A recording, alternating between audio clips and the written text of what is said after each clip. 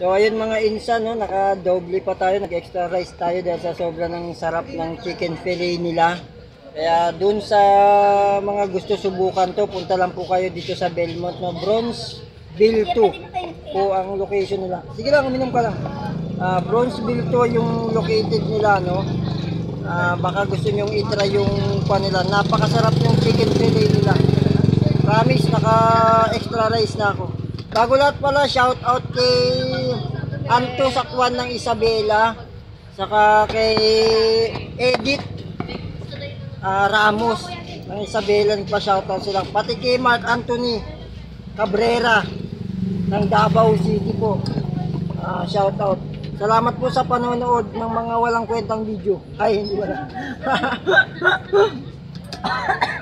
may kwenta palang video. Kain po tayo ulit. Natuwa tuloy. Kain po ulit. Doon na, shoutout sa inyo ha.